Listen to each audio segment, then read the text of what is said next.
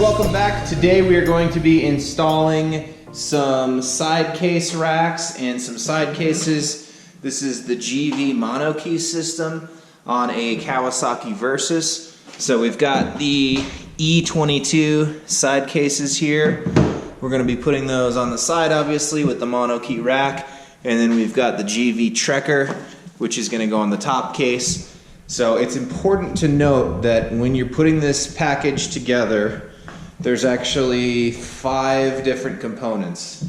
You have the standard side case mounting rack system, which is this. This is one of 3 pieces that comes with. Then in addition to that, you need an extra kit, which is this top box mounting rack, or you need a third kit that you can buy that basically allows you to connect that. If you just buy this one component, it's not going to work. You have to at least buy 2 for it to work. So one is designed for the top box, which just gives you these bars that connect up from that rack to the top box. But if you don't want a top box, there's another kit you have to buy just to connect those 2 side pieces together. So don't do what I did, which is not buying that extra piece, which is this that just came today. And then in addition to that, once you have your top kit rack, you actually need a top kit plate.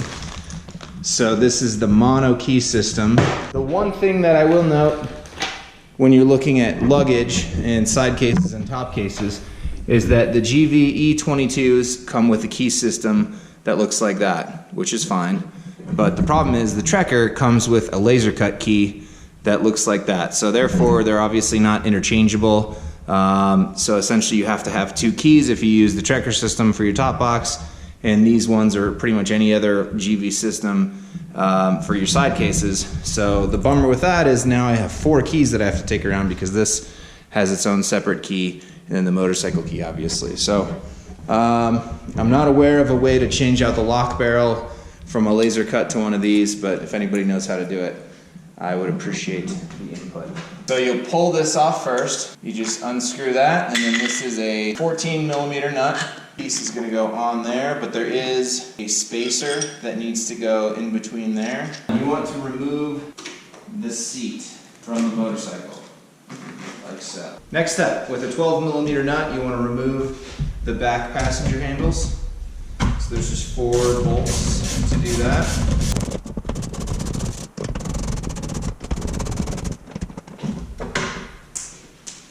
Alright, we'll remove the handles. Take note that there are little spacers, I guess you'd call them there.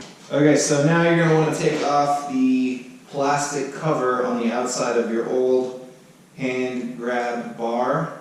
So to do that, you just grab a 4mm Allen wrench, and you can locate the Allen bolts on the bottom side of the grab bar that you just took off. So you'll pop that off, put the plastic on the new one.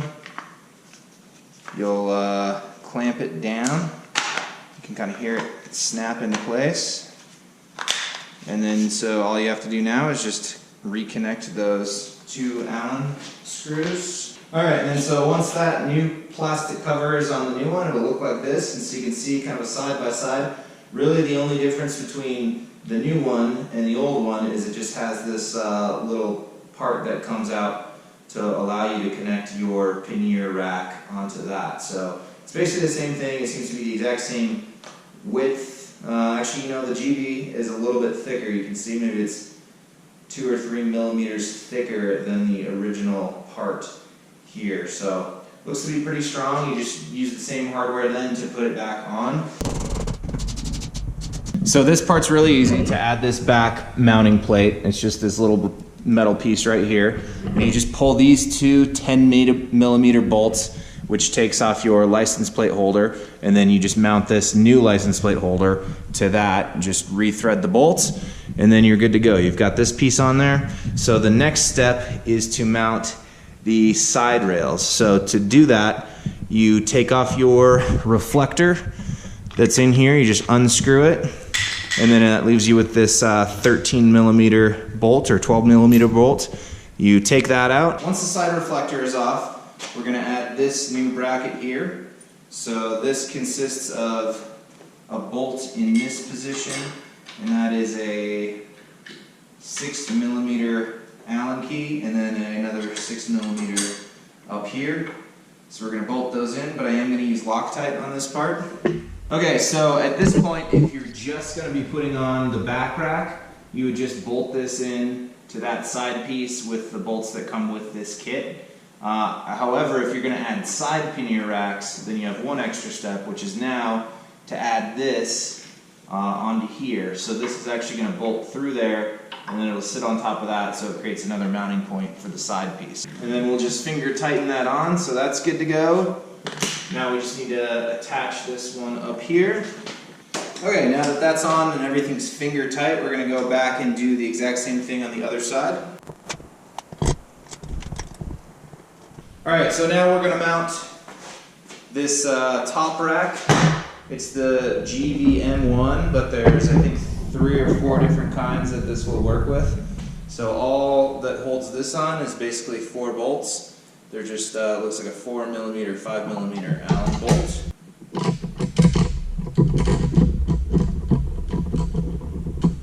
Alright, now that that is nice and secure, the last step is to put on these little plastic stoppers to go in these holes.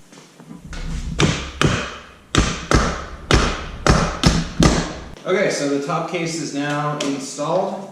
Alright, so first step in the side rack installation, there is a threaded opening here near your passenger footrest. There's 4 mounting points for the rack. This is the lower.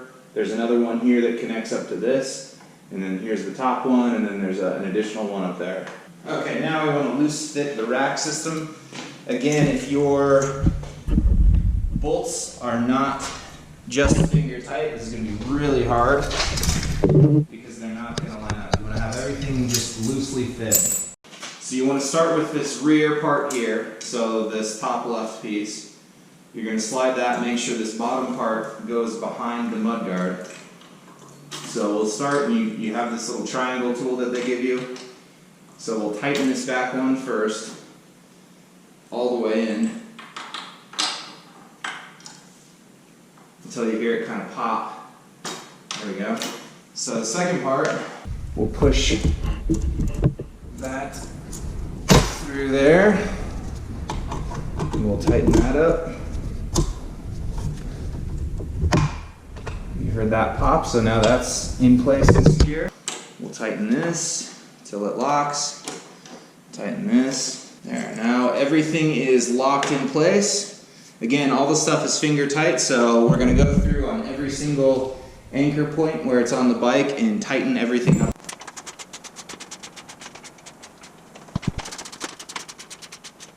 Now, for the moment of truth, will it fit?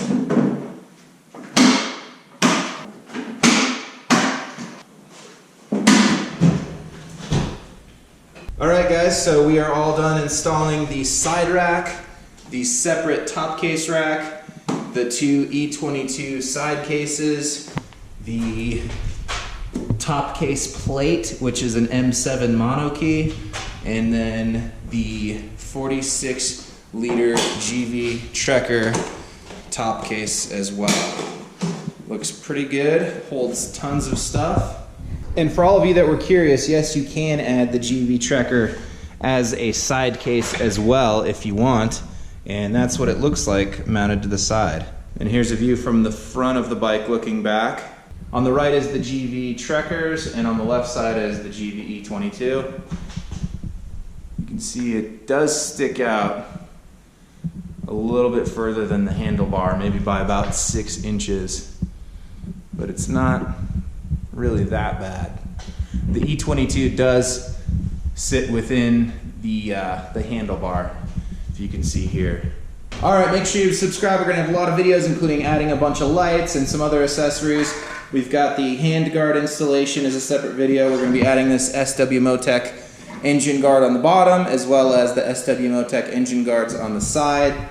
We've got a video to install the SW Motec center stand, as you see shown here. And we'll do a bunch more, so stay tuned.